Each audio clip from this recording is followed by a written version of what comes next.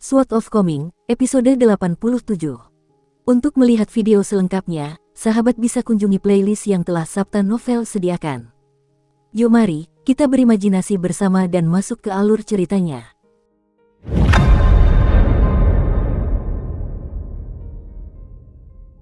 Jika Chen Ping'an sendirian, ia akan mampu melintasi sekitar 50 km jalan pegunungan dalam sehari tanpa banyak kesulitan, bahkan jika ia membawa beban. Dalam perjalanan mereka harus melewati berbagai medan, seperti perairan dan tebing terjal. Oleh karena itu, karena ia harus melayani Li Baoping, ini ternyata menjadi perjalanan yang sangat santai bagi Chen Ping'an, jadi ia memutuskan untuk memanfaatkan waktunya untuk berlatih meditasi berjalan. Dengan Li Baoping di sampingnya, ia menahan diri untuk tidak berlatih teknik tinju yang membutuhkan fokus dan tenaga penuh. Sebaliknya, gerakannya lebih lesu dan alami, dan ia bahkan harus sengaja memperlambat meditasi berjalannya dan memperpendek langkahnya sehingga Li Baoping dapat mengimbanginya. Ia baru saja mulai menemukan jalannya dalam latihannya, tetapi karena pembatasan yang ia buat sendiri, semua gerakannya terasa sangat aneh dan canggung lagi. Pada titik ini, mereka berdua telah menempuh jarak sekitar 10 km, tetapi Li Baoping masih bersemangat untuk maju, tidak menunjukkan tanda-tanda kelelahan. Dia menyeka keringat di dahinya dengan punggung tangannya sambil bertanya, "Apakah kamu berlatih teknik tinju, paman muda?" "Benar sekali," jawab Chen Ping'an sambil mengangguk saat dia berhenti sejenak dalam meditasi berjalannya. Li Baoping lalu bertanya, "Tahukah Anda apa titik akupuntur utama dari rangkaian teknik tinju ini?" Chen Ping'an sangat bingung dengan pertanyaan ini, dan bertanya, "Apa maksudnya?" "Yang saya tahu adalah ada banyak titik akupuntur di tubuh manusia. Sebagian besar karakter yang saya pelajari berasal dari menghafal nama-nama titik akupuntur ini, tetapi apa hubungannya dengan teknik tinju? Saya belum sempat bertanya kepada siapapun tentang ini. Ada seorang gadis bernama Ning Yao yang pernah melihat buku panduan teknik tinju saya, tetapi dia tidak memberitahu saya apapun tentang ini. Yang dia katakan hanyalah bahwa tidak ada jalan pintas untuk berlatih teknik tinju, dan bahwa kerja keras yang konsisten adalah satu-satunya cara untuk membuat kemajuan yang solid. Ruan Xiu mengatakan kepadaku bahwa sebagai seorang pendekar pedang, jalur peredaran Qi yang diwariskan dalam klan Ning Yao harus dirahasiakan dari orang luar, dan itulah sebabnya dia tidak menyelidiki subjek ini terlalu dalam kepadaku saat itu." Chen Ping'an mengira bahwa dirinya ditakdirkan untuk menghabiskan seluruh hidupnya di kota, jadi pasti ada banyak waktu untuk menanyakan hal-hal ini kepada Ruan Xiu, dan itulah sebabnya dia tidak terburu-buru untuk mencari tahu hal-hal ini. Mata Li Baoping membelalak tak percaya saat dia berseru, "Paman muda, tahukah kamu betapa berbahayanya berlatih teknik tinju tanpa pengetahuan ini? Berlatih teknik tinju seenaknya bisa dengan mudah mengakibatkan akibat yang parah. Berlatih bela diri itu ibarat ahli Feng Shui yang mencari lokasi yang diinginkan.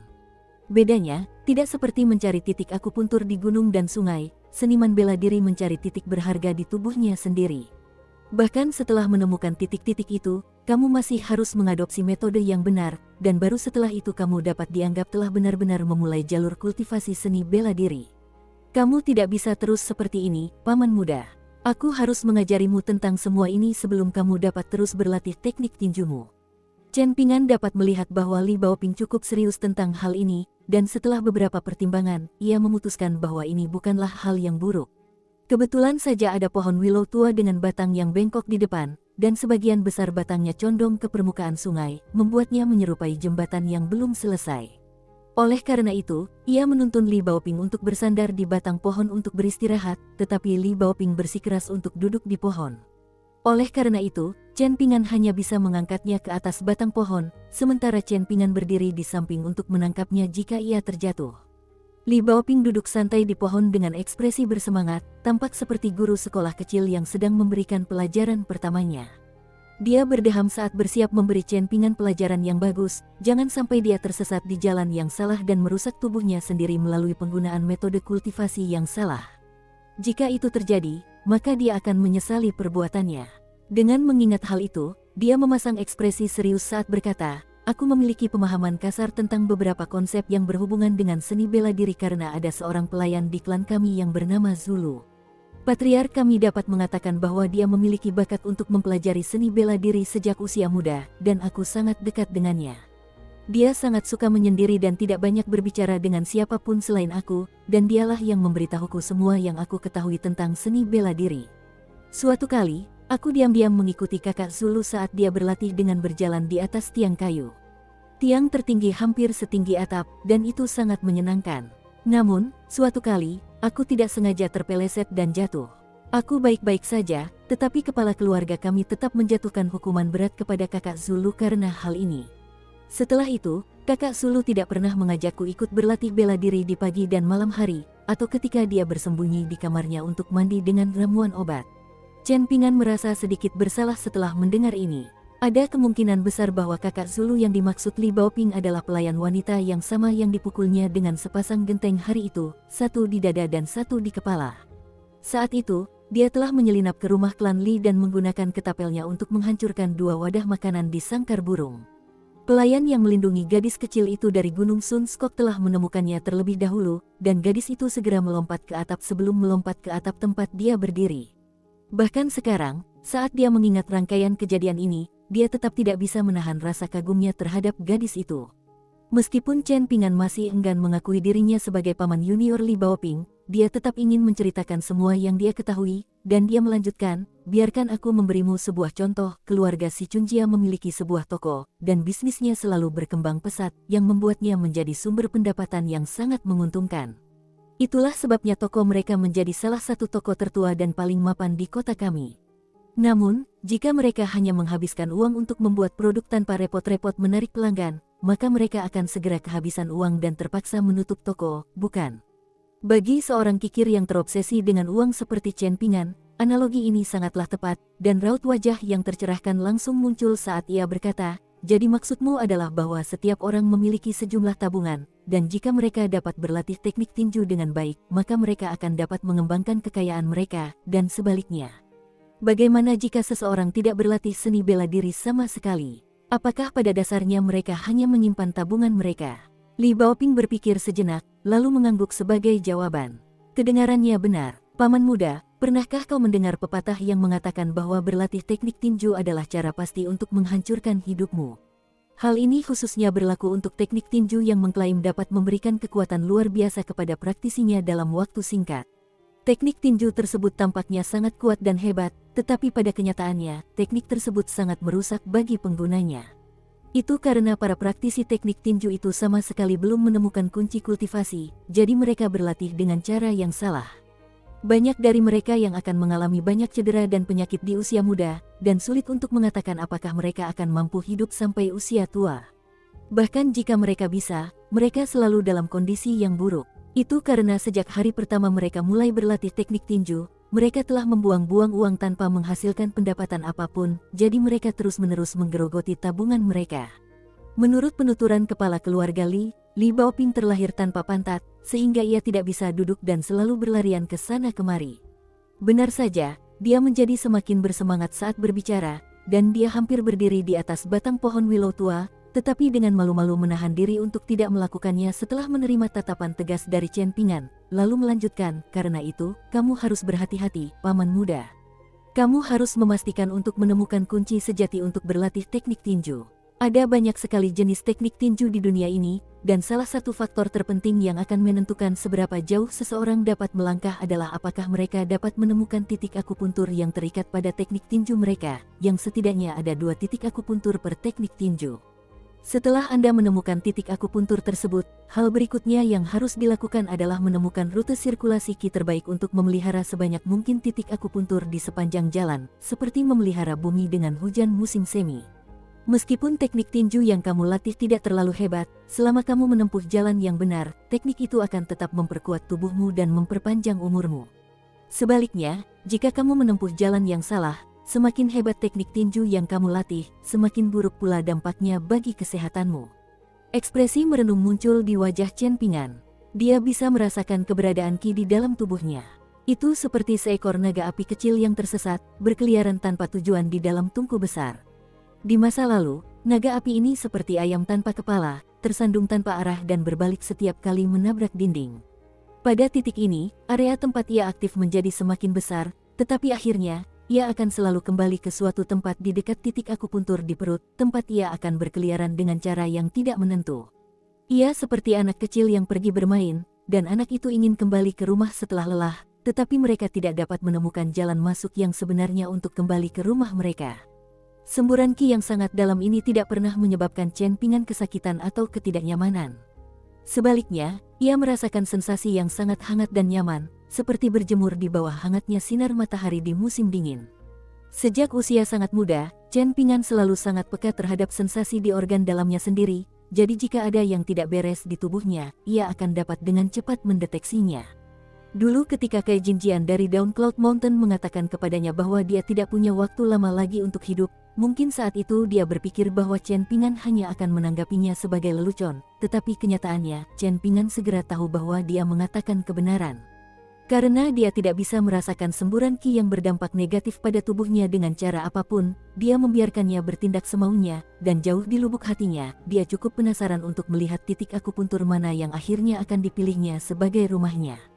Li Baoping mengayunkan kaki kecilnya maju mundur seraya menyilangkan lengan dan berkata, "Saya dengar bahwa kunci latihan bela diri adalah sebuah konsep yang dikenal sebagai penyebaran ki, yang sama sekali berbeda dengan pengembangan dan penyempurnaan ki yang ditempuh oleh para kultivator.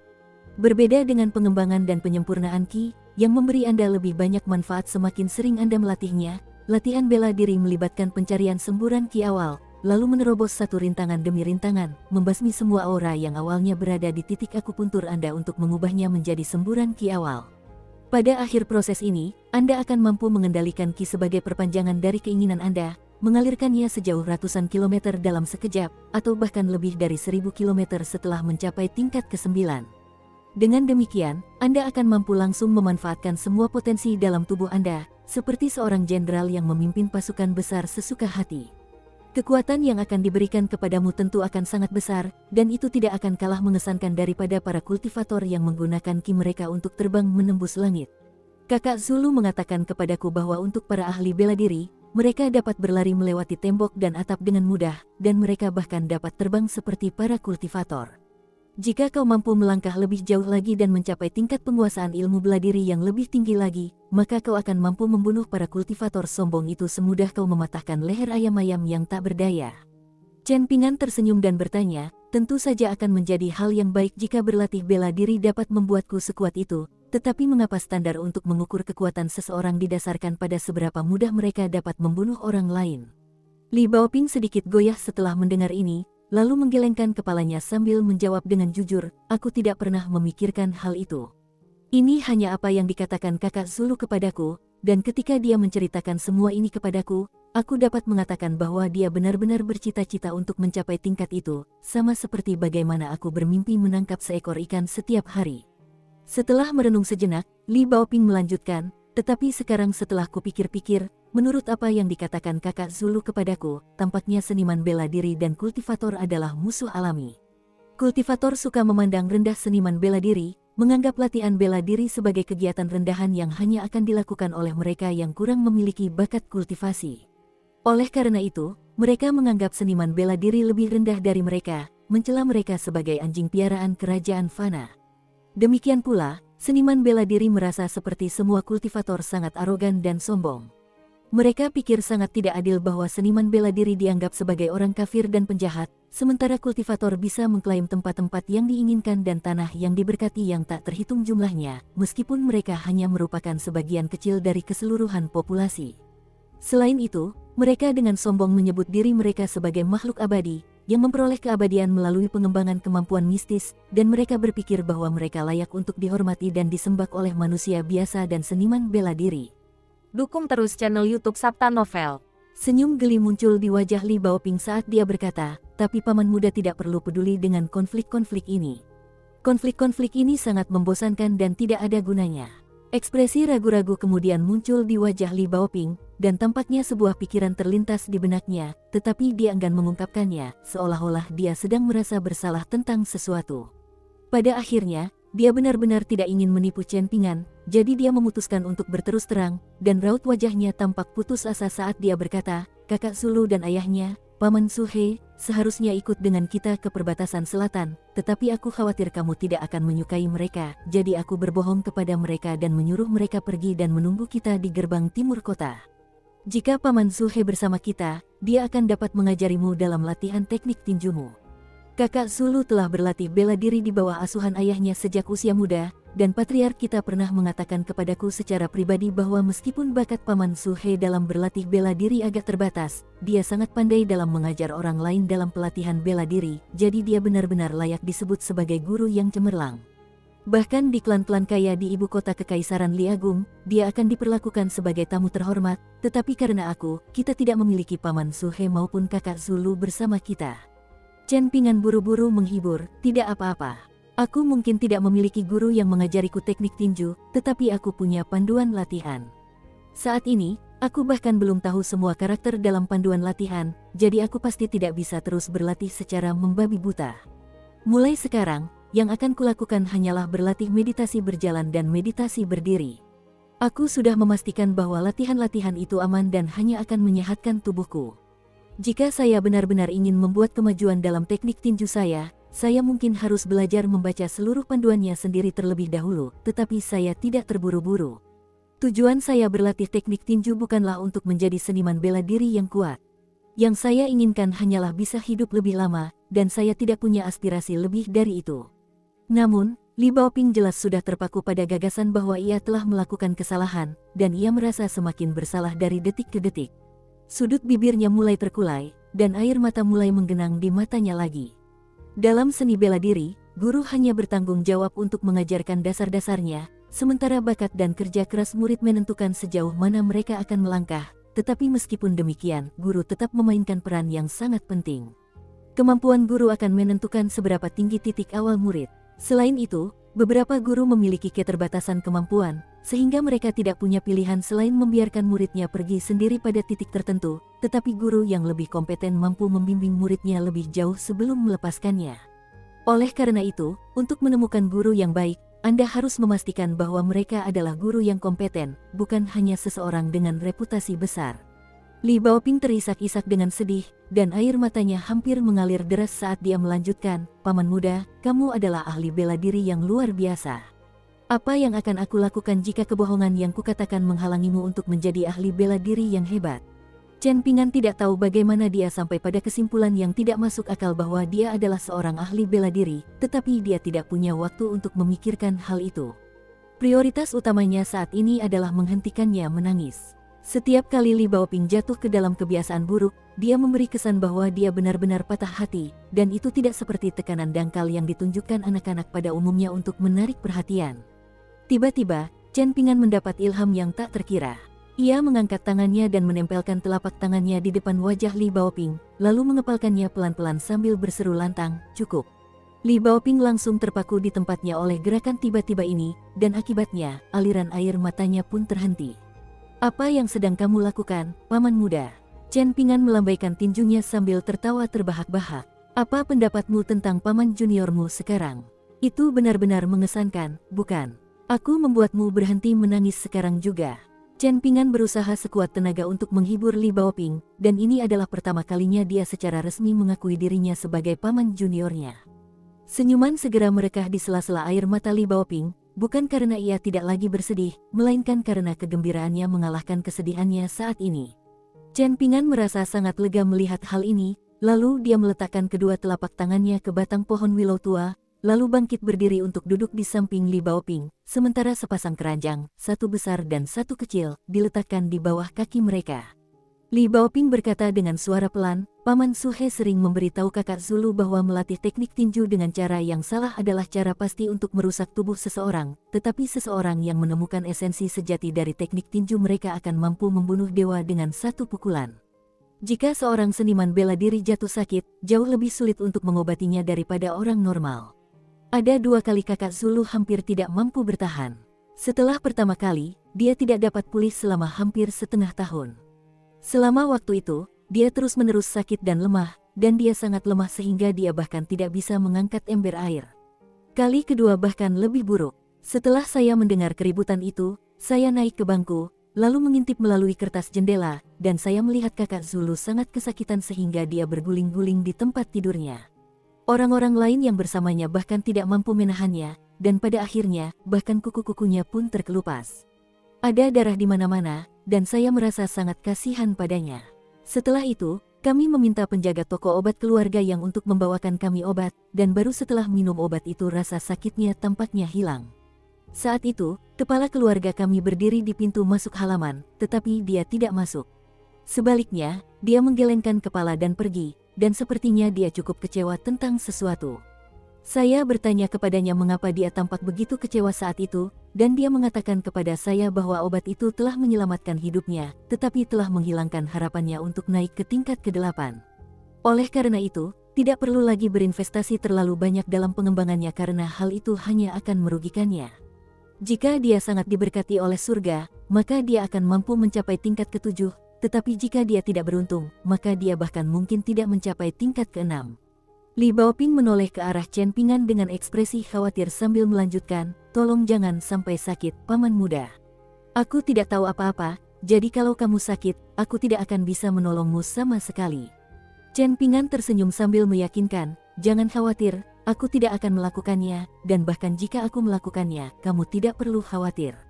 Aku tidak bermaksud menyombongkan diri, tetapi toleransiku terhadap rasa sakit sangat tinggi." Li Baoping agak skeptis dengan pernyataan ini, dan dia mengulurkan tangan untuk mencubit lengannya sebelum memutarnya dengan lembut. "Apakah itu sakit?" Chen Pingan menepuk kepalanya, lalu berbalik ke jalan yang telah mereka lalui untuk sampai di sini sambil bertanya, "Apakah aku sudah menceritakan kepadamu tentang pengalaman paling menyakitkan dalam hidupku sejauh ini?" Li Baoping menggelengkan kepalanya sebagai jawaban. Chen Pingan menekan telapak tangannya ke batang pohon, lalu menyilangkan pergelangan kakinya sambil bergoyang maju mundur dengan santai, seperti yang dilakukan Li Baoping. Senyum tipis kemudian muncul di wajahnya saat dia berkata, "Ini adalah kedua kalinya saya pergi ke pegunungan untuk mengumpulkan bahan obat sendiri. Saat itu, saya baru berusia 4 tahun, dan saat keluar rumah, saya berpikir akan mengumpulkan banyak sekali bahan obat, jadi saya memilih keranjang terbesar untuk dibawa.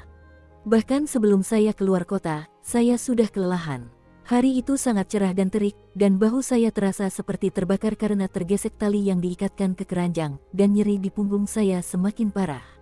Saat itu, rasa sakitnya masih bisa ditahan, dan saya tidak terlalu takut. Namun, saya merasa sangat putus asa karena gunung itu terlihat sangat jauh, seolah-olah saya tidak akan pernah bisa mencapainya, bahkan jika saya berjalan kaki seumur hidup. Selain itu terjadi tidak lama setelah pertama kali saya memasuki gunung, jadi lepuh di bagian bawah kaki saya dengan cepat mulai kambuh. Saya menggertakkan gigi dan menangis saat berjalan.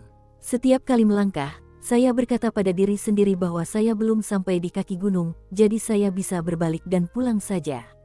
Saya masih terlalu muda, keranjang saya terlalu besar, dan gunung itu terlalu jauh, jadi tidak akan memalukan bagi saya untuk berbalik, dan ibu saya pasti tidak akan menyalahkan saya karenanya. Li Baoping dengan cepat tenggelam dalam ceritanya, dan dia bertanya pelan, "Apakah kamu menyerah pada akhirnya?" Chen Pingan menggelengkan kepalanya sebagai jawaban. "Tidak, saat itu, saya tiba-tiba memutuskan bahwa apapun yang terjadi, saya akan sampai di kaki gunung, dan setelah itu, saya akan kembali. Pada akhirnya, saya benar-benar sampai di kaki gunung, dan ketika saya duduk di tanah dan menangis, saya berpikir dalam hati bahwa saya sudah sampai di gunung, jadi sebaiknya saya memetik ramuan obat sebelum pulang. Setelah itu, saya mulai mendaki gunung, dan ketika saya melihat tanaman obat, saya tiba-tiba merasa bersemangat. Itu adalah hal yang sangat aneh." Ekspresi kagum muncul di wajah Li Baoping saat mendengar ini, dan dia memuji, "Kamu pasti mengisi seluruh keranjangmu dengan ramuan obat sebelum kamu pulang, kan?" Ada sedikit rasa bangga di mata Li Baoping saat dia berbicara, seolah-olah dia merasa bangga atas nama Chen Pingan. Chen Pingan menggelengkan kepalanya sebagai jawaban. "Tidak, aku berada di sana hingga matahari hampir terbenam, tetapi saat aku meninggalkan gunung, tanaman obat yang kukumpulkan masih belum menutupi seluruh dasar keranjang. Tanaman obat tidak mudah ditemukan, dan mengingat betapa kecilnya tubuhku saat itu, sebenarnya lebih sulit bagiku untuk membawa keranjang besar itu saat melintasi jalan setapak gunung daripada memetik obat. Selain itu, saya benar-benar kelelahan. Saya berpikir dalam hati bahwa jika saya tidak pergi saat itu, maka saya akan terjebak di gunung pada malam hari sendirian, jadi saya benar-benar takut. Namun, yang paling saya takutkan adalah..." Suara Chen Pingan melemah di sini, dan Li Baoping menunggu lama untuk kelanjutannya, tetapi dia tetap diam. Ekspresi penasaran muncul di wajahnya saat dia bertanya, "Apa yang paling kamu takutkan, paman muda?" "Tidak ada," jawab Chen Pingan sambil menggelengkan kepala. "Paling tidak, saya tidak takut lagi pada akhirnya." Li Baoping sangat mempertimbangkan perasaan Chen Pingan dan tidak memaksanya untuk mengatakan apa yang ditakutkannya. Setelah sadar kembali, Chen Pingan menoleh ke Li Baoping dan tersenyum sambil berkata, "Aku tidak menceritakan semua ini kepadamu untuk membanggakan betapa tangguh dan tangguhnya aku. Semua anak miskin di kota ini memiliki pengalaman yang sama, jadi aku tidak istimewa dalam hal apapun. Aku menceritakan ini kepadamu karena menurutku kamu telah menjelaskan seluk-beluk latihan bela diri kepadaku dengan sangat baik. Itu mengingatkanku pada saat aku menyelinap ke sekolah untuk menonton pelajaran Tuan Qi secara diam-diam. Bukankah kau bilang tidak ada guru dan cendekiawan perempuan? Kurasa setelah kau masuk ke Akademi Mountain Cliff dan membaca cukup banyak buku, ada kemungkinan kau bisa menjadi guru perempuan pertama." Setelah mendengar apa yang dikatakan Chen Pingan, Li Baoping langsung dipenuhi dengan rasa semangat dan ambisi, dan dia mengangkat tinjunya sambil menyemangati, "Kamu bisa melakukannya, Li Baoping. Aku percaya padamu." Chen Pingan menyaksikan dorongan dirinya sendiri dalam diam, dan dia tahu bahwa jika Tuan Qi masih ada untuk melihat ini, dia juga akan sangat bahagia. Akan tetapi, apa yang dikatakannya selanjutnya langsung membuatnya merasa geli sekaligus jengkel. "Aku pasti bisa melakukan ini karena aku mempunyai paman junior terbaik di dunia." Chen Pingan hanya bisa berpura-pura tidak mendengar apapun. Di musim yang indah ini, ketika flora dan fauna tumbuh subur dan berkembang, keduanya duduk bersebelahan, dan keduanya memiliki aspirasi indah untuk masa depan. Di suatu lokasi rahasia di seberang sungai, seorang pria dan seorang gadis muda sedang duduk dengan kaki disilangkan sambil memakan beberapa ransum kering. Ada kilatan tajam di mata gadis itu saat dia menggerutu, "Ayah, apakah nona muda itu benar-benar dapat sampai dengan selamat ke perbatasan kekaisaran Li Agung kita dengan si idiot itu yang menemaninya? Kudengar pertempuran sering terjadi di perbatasan, dan ada banyak mantan tentara yang berubah menjadi bandit yang menyebabkan kerusuhan di daerah itu juga. Apakah kau lupa pelajaran yang diajarkannya padamu?" Pria itu mengejek, "Itu adalah pertarungan pertamamu sebagai seniman bela diri, dan kau tidak hanya kalah, kau juga kalah dengan cara yang memalukan." Gadis itu sangat marah mendengar hal itu dan menolak, "Itu karena kau melarangku mengaktifkan auraku karena takut aku tidak akan sanggup menanggung akibatnya. Sekarang, aku bisa menghajarnya sampai babak belur bahkan dengan satu tangan terikat di belakang punggungku." "Anda yakin?" tanya pria itu sambil tersenyum. "Tentu saja. Jangan lupa bahwa aku berada di puncak tingkat kedua sekarang." Gadis itu mengingatkan dengan nada marah. Pria itu menyesap air dari botol air, lalu menggelengkan kepalanya sebagai jawaban. "Kau tidak akan bisa mengalahkannya. Hanya dalam pertandingan tanding di mana segala sesuatunya tidak terlalu jauh, kau akan memiliki kesempatan untuk menang." Gadis itu jelas tidak yakin. Di matanya, Chen Pingan baru saja memulai jalur pelatihan seni bela diri, dan dia hanya bisa mengalahkannya selama pertempuran di atap rumah klan Li karena dia telah memanfaatkan medan. Ekspresi geli muncul di wajah lelaki itu saat ia mengejek, "Dasar bajingan kecil yang tidak tahu terima kasih. Dulu ketika ia menjatuhkanmu dari atap selama pertempuran, ia memastikan untuk memegangmu agar kau tidak terjatuh. Jika aku ada di tempatnya, aku akan melemparkan genteng tambahan ke kepalamu untuk memastikan kau tidak akan menghalangi jalanku dalam waktu dekat. Itulah sebabnya aku memanggilnya idiot." Gadis itu mencibir. Dia berlatih untuk menjadi seniman bela diri, tetapi hatinya selembut wanita. Tidak mungkin dia akan hidup lama seperti ini. Pria itu cukup terkejut mendengar ini, dan mengejek, "Kamu bukan seniman bela diri yang sangat cakap, tetapi kamu tampaknya tahu banyak untuk seorang gadis kecil seusiamu. Siapa yang mengajarimu semua ini? Aku tidak pernah mengatakan hal seperti ini kepadamu." Gadis itu mengangkat dagunya dengan bangga sambil menjawab, "Tuan muda kedua mengajariku semua ini. Dia sudah membaca banyak buku, tetapi dia tidak pernah berkeliling berkhotbah tentang moral dan etika. Yang dia katakan hanyalah bahwa seseorang yang berhati lembut tidak dapat memimpin pasukan secara efektif, dan bahwa seseorang harus bersikap tegas dan tidak berperasaan dalam pertempuran." Alis lelaki itu sedikit berkerut saat mendengar ini, dan dia hendak menegur putrinya yang bodoh ketika dia tiba-tiba berdiri dan memberi instruksi dengan suara mendesak, "Kita harus menyeberangi sungai." Gadis itu berdiri dengan ekspresi bingung. "Kenapa? Bukankah kau bilang kita harus mengikuti nona muda itu secara diam-diam?" Alih-alih menjawab pertanyaannya, pria itu malah mendesak, "Ada yang datang. Pastikan kamu selalu waspada." Dengan itu, mereka berdua dengan cepat bergegas menyeberangi sungai.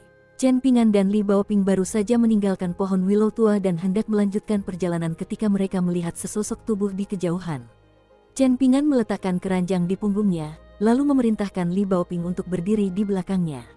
Jika mereka berada di sebelah timur kota, maka Chen Pingan tidak akan terkejut jika bertemu seseorang di sana, sekalipun mereka makhluk abadi atau iblis. Namun, jalan yang mengarah ke selatan ini akan segera berakhir, jadi sungguh aneh bertemu seseorang di sini. Di kejauhan, seorang pria yang tidak terlalu tinggi atau tegap sedang berjalan menuju Chen Pingan dan Li Baoping. Ia menyeret seekor keledai putih di belakangnya, dan ada topi bambu berbentuk kerucut di kepalanya.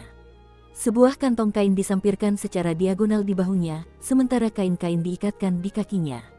Ia memegang tongkat bambu di satu tangan, dan di pinggangnya diikatkan sebuah pedang dalam sarung bambu hijau. Pria itu berhenti sekitar 5 atau 6 langkah dari Chen Pingan dan Li Baoping, dan dia menahan diri untuk tidak melangkah lebih jauh dari titik itu. Dia melepaskan topi bambu berbentuk kerucut untuk memperlihatkan wajah yang agak biasa-biasa saja, dan dia tersenyum sambil bertanya, "Anda pasti Chen Pingan, kan?" "Nama saya Liang." Liang berarti kebaikan. Dia lalu menambahkan, "Saya seorang pendekar pedang."